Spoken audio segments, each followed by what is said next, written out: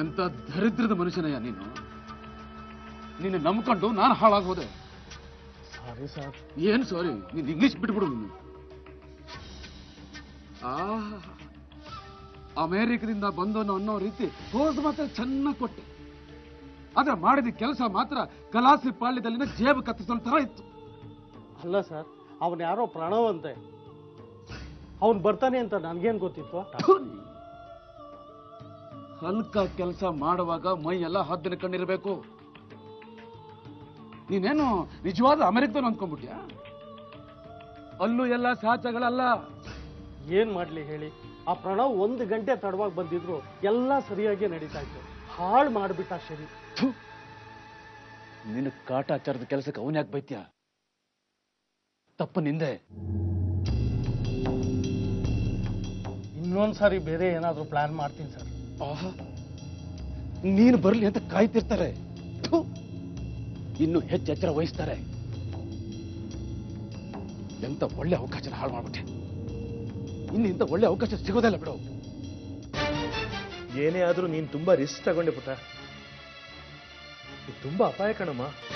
Risk ತಗೊಂಡಿದ್ದಕ್ಕೆ ಅಪ್ಪ ನನಗೀಗ ಫಲ ಸಿಕ್ಕಿರೋದು. ಇನ್ ಮುಂದೆ ಮಂಜುಳಾ ನನ್ನ ಬಿಟ್ಟು ಬೇರೆಲ್ಲೂ ಹೋಗಲ್ಲ. ಅವಳಿಗೆ ನಾನೇ ಗತಿ. ಈಗ ನನ್ನ ಕೈಲಿ ಅವಳೇ ಬಲವಾದ ಅಸ್ತ್ರ. ಹಾಗಲ್ಲಮ್ಮ, ಯಾವತ್ತಿದ್ರೂ ರಕ್ತ ಸಂಬಂಧಕ್ಕಿಂತ ದೊಡ್ಡದು ಬೇರೆ ಯಾವುದು ಇಲ್ಲ. ಪ್ರೀತಿ, ಪ್ರೇಮ, ಗೆಳೆತನ ಏನೇ ಇದ್ರು, ಎಷ್ಟೇ ಇದ್ರು ರಕ್ತ ಸಂಬಂಧ ಅದನ್ನು ಅಳಿಸಿ ಹಾಕತ್ತೆ. ಒಂದು ಗಾದೆ ಇದೆ, ರಕ್ತ ನೀರಿಗಿಂತ ಗಟ್ಟಿ ಅಂತ. ನಾಳೆ ಏನಾದ್ರೂ ತಂಗಿ ವಿಚಾರ ಬಂದ್ರೆ ಆ ಮಂಜುಳಾ ನಿಲ್ಲೋದು ಕಲ್ಪನಾ ಪರವಾಗಿ. ಅದಕ್ಕೆ ಅಪ್ಪ ಒಂದೊಂದೇ ಮೆಟ್ಲನ್ನ ಹತ್ತಿಸ್ತಾ ಬಂದಿರೋದು. ಮೊದಲು ಮಂಜುಳನ್ಗೆ ಈ ಮನೇಲಿರೋಕೆ ಅವಕಾಶ ಕೊಟ್ಟೆ. ಆಮೇಲೆ ಅಕ್ಕ ತಂಗಿರಲ್ಲಿ ನಿಧಾನವಾಗಿ ಸೇಡಿನ ಬೀಜ ಬಿತ್ತಿದೆ. ಈಗ ಮಗುನ ಮಧ್ಯೆ ಇಟ್ಕೊಂಡು ಮಂಜುಳನ್ನ ನನ್ನ ಕಡೆ ಹೇಳ್ಕೊತಾ ಇದ್ದೀನಿ. ಸರಿಯಾದ ಸಮಯ ನೋಡಿ ಧರ್ಮ ಇನ್ಮೇಲೆ ಛೂ ಬಿಡ್ತೀನಿ. ತಪ್ಪು ಮಾಡ್ಬಿಟ್ಟೆ ಇವತ್ತು. ನಾನು ಹಾಗೆ ಮಾಡಬಾರ್ದಿತ್ತು. ನೀನೇನ್ ಮಾಡ್ದೆ? ಇಲ್ಲ ಪ್ರಣವ್, ನಿನ್ ಮಟ್ಟಿಗೆ ಅದು ತಪ್ಪಲ್ದೇ ಇರ್ಬೋದು.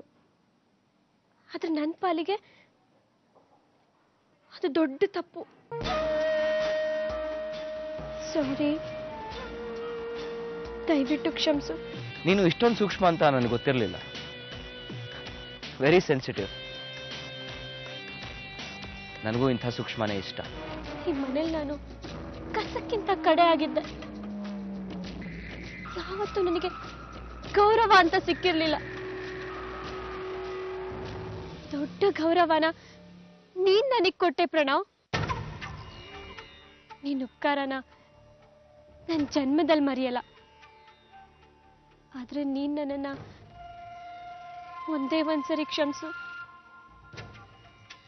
ಸಾರಿ.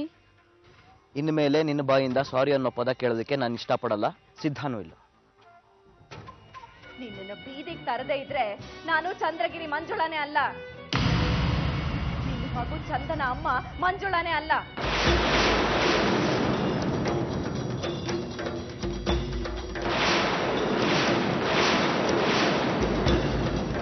ಇನ್ನೊಂದು ಸಾರಿ ಈ ಮಾತು ಹೇಳ್ಬೇಡ. ಇವತ್ತೇ ಅದನ್ನ ಇಲ್ಲ ಅನ್ಸ್ಬಿಡ್ತೀನಿ. ಮರ್ಯಾದೆಲ್ಲ ಹೇಳ್ತಾ ಇದ್ದೀನಿ. ಈ ಧರ್ಮನ ಮೇಲೆ ಸವಾಲು ಹಾಕಿದೆ, ಬಂದ ಹಾಗೆ ಮಗುನ ಕರ್ಕೊಂಡು ವಾಪಸ್ ಹೋಗು. ಇಲ್ದ ಇದ್ರೆ ನಿನ್ನ ಮಗು ಇರಲ್ಲ. ನೀನೊಬ್ಳೆ ಬರೀ ಕೈಯಲ್ಲಿ ಭಿಕ್ಷಾಂದೇಹಿ ಅಂತ ಹೋಗ್ಬೇಕಾಗತ್ತೆ. ಹುಷಾರ್.